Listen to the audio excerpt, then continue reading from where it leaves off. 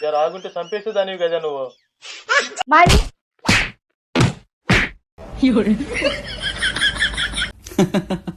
శుభమని, నా మీద నీ అభిప్రాయం ఏంటే? నీకేమండి, నువ్వు దేవుడు లాంటోడు అండి. మా ఊళ్ళో అయితే అందరు కూడా నిన్ను మా నాన్న గాని, మా అమ్మ గాని, మా అన్నయ్యోళ్ళు గాని, మా తమ్ముళ్ళు గాని, మా అల్లుళ్ళు గాని అందరు కూడా నిన్ను చాలా బాగా అనుకుంటారు. బాగా ప్రేమగా ఉంటాడు. మా అత్తని చాలా బాగా చూసుకుంటారని మా అల్లుళ్ళు అంటారు. మా అమ్మ, మా నాన్న వాళ్ళందరూ కూడా నన్ను చాలా బాగా చూసుకుంటారంటారు. నువ్వు వాళ్ళకి మంచి అల్లుడు అనమాట. కదా, నేనిప్పుడు చాలా మంచోన్ని గదా! మీ అమ్మ గాని, మీ నాన్న గాని, మీ అన్నయ్యోళ్ళు కానీ, ఆ! మరి ఇంతమంది నన్ను మెచ్చుకున్నారంటే, ఏ మరి నాలో ఉన్న మంచితనం చాలా వటుకు వాళ్ళు క్యాచ్ చేసినట్టే గదా!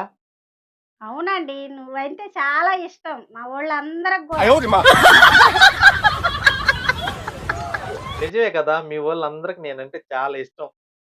ఎందుకంటే నన్ను కంటికి రెప్పలాగా చాలా బాగా చూసుకుంటారు. అసలు మీ ఊరొత్తే నన్నెంత కళ్ళ పండగగా చూసుకుంటారు మీ వోళ్ళు. మా వోళ్ళందరూ గూడా నా ఫ్రెండ్స్ కూడా అడుగుతారు. "శుభమని మీ వారా? అబ్బో! చాలా బాగున్నాడే" అని నన్ను ఎంతో మంది అడిగారు. చూసారా? నా అందానికి అన్ని మార్కులేసుకున్నారు వాళ్ళ ఊర్లో.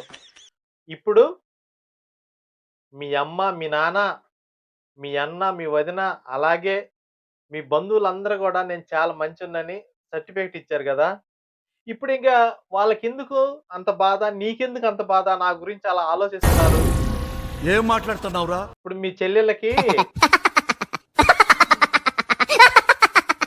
ఇప్పుడు మీ చెల్లెళ్ళున్నారు గదా! ఇద్దరు. ఇప్పుడు మీ చెల్లెళ్ళిద్దరికి సంబంధాలు చూస్తున్నారు గదా! ఏమి లేదు ఫ్రెండ్స్. ఇప్పుడు ఈళ్ళ చెల్లెళ్ళు ఇద్దరున్నారండి. ఈళ్ళిద్దరికి ఈళ్ళ నాన్న, ఈళ్ళమ్మ, ఈళ్ళ అన్న ఈళ్ళందరూ కలిపి సంబంధాలు చూస్తున్నారు. సంబంధాలు చూస్తూ వాళ్ళు చాలా బాధపడుతున్నారు. ఎందుకంటే మరి పెద్దల్లుడు చూడకపోతే చాలా మంచోడు, బుద్ధిమంతుడు. మరి పెద్దల్లుడు లాంటి అల్లుళ్ళు దొరికితే బాగుండు అనని చెప్పేసి వాళ్ళు చాలా బాధపడతా ఉన్నారు. మరి ఈ వయసులో పెద్దోళ్ళు బాధపడతా ఉంటే మనం కూడా చూడలేం గదా! ఎందుకంటే మరి పెద్దోళ్ళు బాధపడతా ఉంటే నేనైతే అసలు చూడలేను. ఎందుకంటే వాళ్ళ బాధని నేను నా బాధలాగా పంచుకొని నేను అలా ఉంటానన్నమాట. నువ్వేమంటావు? నేను గూడా ఏమనుకోనండి. నువ్వంటే చాలా మంచోడు గాబట్టి అందరి గురించి ఆలోచిస్తావండి.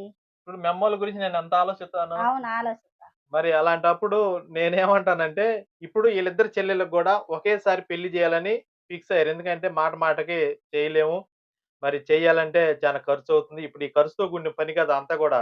ఇప్పుడు ఈళ్ళ అమ్మ, నాన్న ఏమంటారంటే ఇద్దరికి కలిపి ఒకేసారి మ్యారేజ్ చేయాలని మరి మంచి సంబంధాల కోసం చూస్తా ఉన్నారు.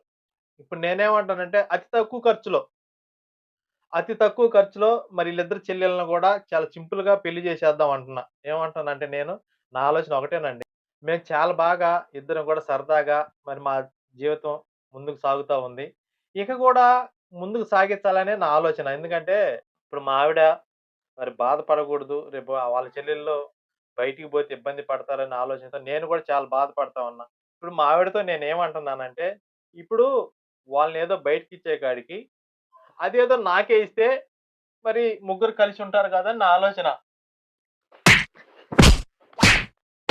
ఏయ్! ఆపు ఆపు ఆపు. ఏయ్! ఆపు. ఉసి నీ యబ్బ చంపేత్తవా ఏంది? ఆపు.